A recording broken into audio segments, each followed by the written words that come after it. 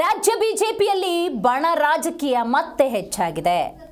ಈ ರೆಬಲ್ಸ್ ವಕ್ಫ್ ಹೋರಾಟವನ್ನು ಮುಂದುವರಿಸುವ ನಿಟ್ಟಿನಲ್ಲಿ ಚಿಂತನೆಯನ್ನು ನಡೆಸಿದ್ದಾರೆ.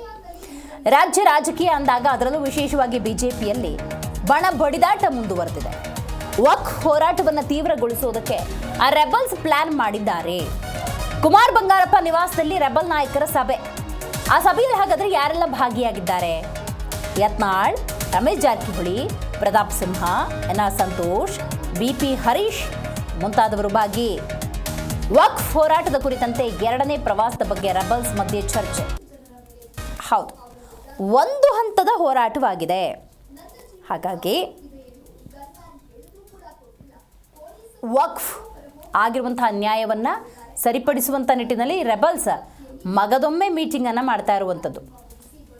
ಸೊ ವಕ್ಫ್ ಹೋರಾಟವನ್ನು ತೀವ್ರಗೊಳಿಸಬೇಕು ಅಂತ ರೆಬಲ್ಸ್ ತೀರ್ಮಾನಕ್ಕೆ ಬಂದಿದ್ದಾರೆ. ಸೊ ಶಾಸಕ ಯತ್ನಾಳ್, ರಮೇಶ್ ಜಾರಕಿಹೊಳಿ, ಪ್ರತಾಪ್ ಸಿಂಹ, ಸಂತೋಷ್, ಹರೀಶ್ ಹೀಗೆ ಹಲವರು ಭಾಗಿಯಾಗಿ ಚರ್ಚೆಯನ್ನು ನಡೆಸಿದ್ದಾರೆ.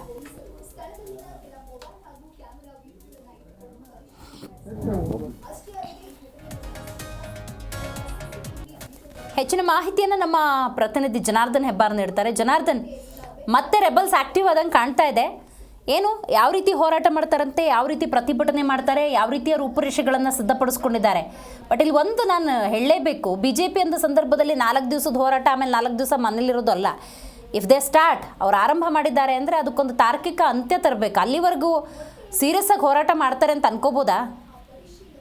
ದಿವ್ಯಶ್ರೀ, ಬಿಜೆಪಿಯ ರೆಬಲ್ಸ್ ಟೀಮ್ ಈಗ ಮೀಟಿಂಗ್ ಸಿಗ್ತಾ ಇರೋದು ವಕ್ಫ್ ವಿಚಾರವಾಗಿ ಮಾತ್ರ ಅಂತ ಹೇಳ್ತಾ ಇದೆ. ಬೇರೆ ಯಾವುದೇ ವಿಚಾರವನ್ನ ನಾವು ಚರ್ಚೆ ಮಾಡಿಲ್ಲ. ವಕ್ಫ್ ವಿಚಾರದಲ್ಲಿ ಬಹಳ ಸೀರಿಯಸ್ ಆಗಿ ನಾವು ಇದನ್ನ ಹೋರಾಟ ಮಾಡ್ತಾ ಇದ್ದೀವಿ. ಈ ಜನವರಿ ಮೊದಲನೇ ವಾರದಲ್ಲಿ 2 ಜಿಲ್ಲೆಗಳಿಗೆ ಹೋಗಿ ಪ್ರವಾಸ ಮಾಡಿ ವರದಿಯನ್ನ ಸಂಗ್ರಹಿಸ್ತೀವಿ ಅನ್ನೋ ಮಾತನ್ನ ಹೇಳಿದ್ದಾರೆ. ಇವತ್ತಿನ ಸಭೆಯಲ್ಲಿ ತೀರ್ಮಾನ ಮಾಡಿಕೊಂಡ ಹಾಗೆ ಕುಮಾರ್ ಬಂಗಾರಪ್ಪನವ್ರ ಮನೆಯಲ್ಲಿ ಇವತ್ತು ಸಭೆ ಸೇರಿದ್ರು.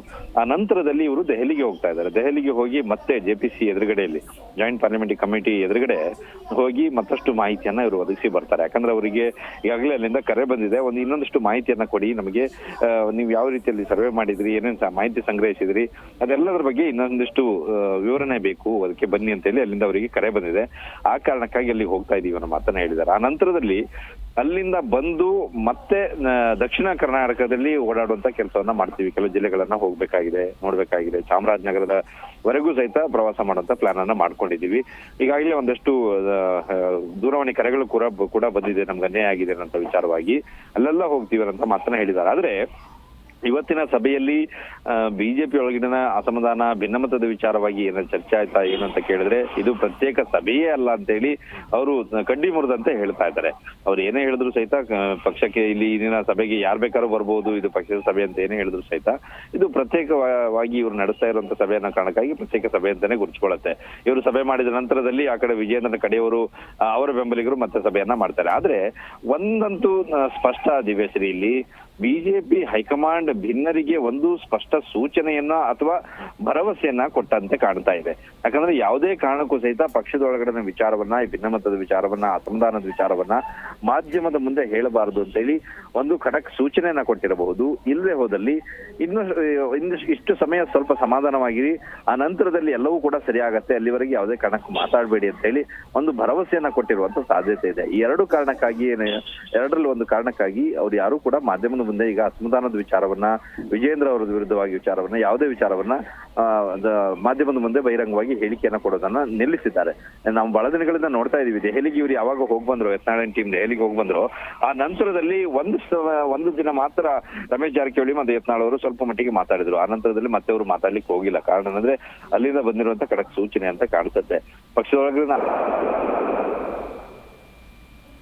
ಓಕೆ ಜನಾರ್ದನ್, ಥ್ಯಾಂಕ್ ಯು ನಿಮ್ಮೆಲ್ಲ ಮಾಹಿತಿಗಾಗಿ.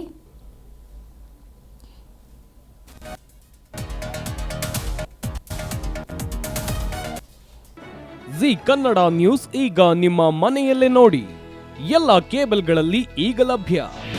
ನಿಮ್ಮ ನೆಚ್ಚಿನ ಜಿ ಕನ್ನಡ ನ್ಯೂಸ್ ಈಗ ಸನ್ ಡೈರೆಕ್ಟ್ ನಲ್ಲಿ number 292, Tata play number 1664, Jio TV number 1334, NXT digital number 30, in cable number 30, city networks 51, U digital number 162, GTPL number 17, Rockline telecommunications number 42, Shri Basaveshwara cable number 168, rural cable network 60, Vinayaka digital 57, Abhishek cable 821, city channel 53, Siddeshwara cable network 57, V4 digital Infotech 628, Surya digital networks 53, Gajanan digital number 836, Malnad infotech private limited number